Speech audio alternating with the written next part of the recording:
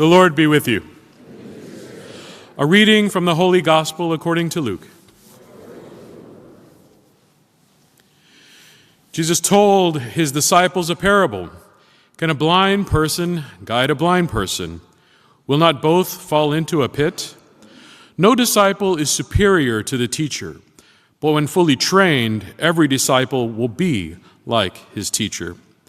Why do you notice the splinter in your brother's eye, but do not perceive the wooden beam in your own? How can you say to your brother, "Brother, let me remove that splinter in your eye," when you do not even notice the wooden beam in your own eye?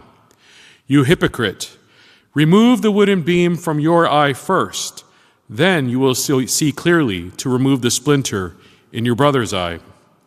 A good tree does not bear rotten fruit, nor does a rotten tree bear good fruit. For every tree is known by its own fruit. For people do not pick figs from thorn bushes, nor do they gather grapes from brambles. A good person out of the store of goodness in his heart produces good, but an evil person out of a store of evil produces evil. For from the fullness of the heart, the mouth speaks. The Gospel of the Lord.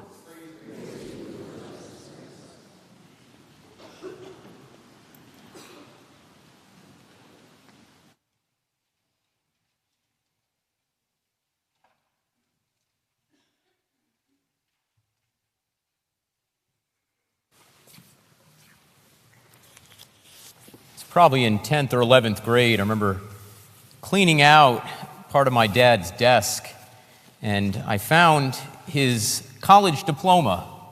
I knew he graduated from Murray State University in Kentucky, but I never knew what he studied, believe it or not, until I found it, and it was said, a Bachelor of Science in Agronomy. I had to look up what the word agronomy meant.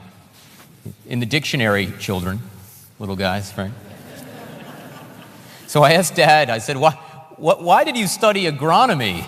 He said, very simply, I love the answer. He said, I wanted to feed the world. You know, and I think when we're young, we all have those aspirations, right? To change the world, make it a better place. There's a great story about an old rabbi who was giving a talk in the synagogue. And he said, when I first started off as a rabbi, I said I wanted to change the world. He said, then I realized the world is a big place.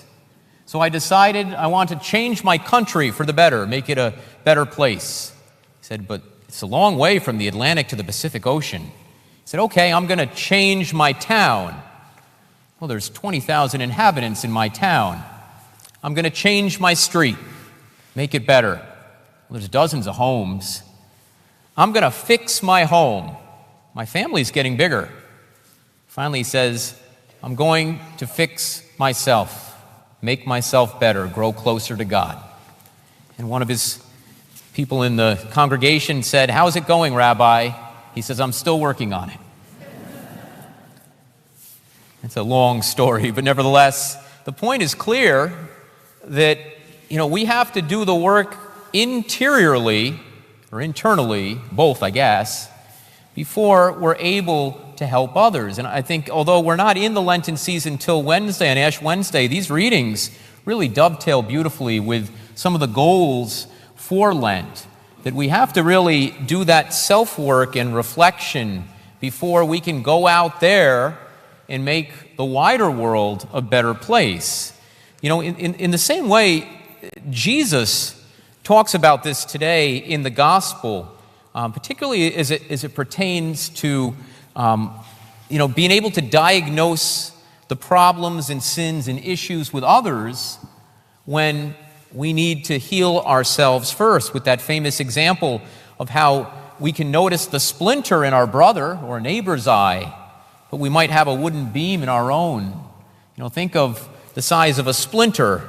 You ever get them in your finger? They're really awful, right? You take tweezers, you pick them out, and it's still there, and it's annoying. Imagine having a beam in your eye. That would be very painful, right? So the bigger problem sometimes we ignore with ourselves when focusing on the little problems of others. And how do we work on that? The the words that we hear on Ash Wednesday, when I was a kid, the words were, "Remember you are dust, and to dust you shall return." Anybody remember those? It was a little foreboding, but true. But today I really love the words that we use in the Ash Wednesday liturgies today. It's very simple. Repent and believe in the gospel. To repent, we have to do that interior work. And that's that work that we work on those areas of our lives where we might struggle with a particular sin, where we might have issue maybe with something that the church teaches, that we try to learn more about it to see why our Holy Church teaches that. It might be something very simple, like doing something instead of doing nothing, something good, instead of wasting our time with more frivolous things. You know, Jesus says here, he said, "A good person out of the store of goodness in his heart produces good, but an evil person out of the store of evil produces evil." Now, when the Jews of Jesus' time were talking about the heart, they actually believed that the human will was contained in the heart. The heart is not simply the muscle that's pumping blood throughout our body, nor is it merely referred to our emotional state, like we might say it's an issue of the heart today. We're actually talking about feelings more than anything else. No, what Jesus is talking about here is the human will. Okay, so in other words, a good person out of the storeness of good in his will produces good, because that puts it under our direct control. Do we choose good, or do we choose to do evil? And I think if we find this Lent, or make this Lent productive, and we can do so by following those 3 pillars of Lent: fasting, which we do on Ash Wednesday and Good Friday, for sure; almsgiving, I'll speak on that in a minute; and prayer. These are the ways we can refine those kind of rough areas within our own will, our own character, that can make ourselves a more prayerful person, to bring ourselves closer to God. I suggest this Lent that each of us read up on the corporal works of mercy that our church recommends. There are 7 spiritual works of mercy, but there are also 7 corporal works of mercy. The corporal works of mercy have to do with helping the person in this material world. And they are to feed the hungry, to give water to the thirsty, to clothe the naked, to shelter the homeless, to visit the sick, to visit the imprisoned, and to bury the dead.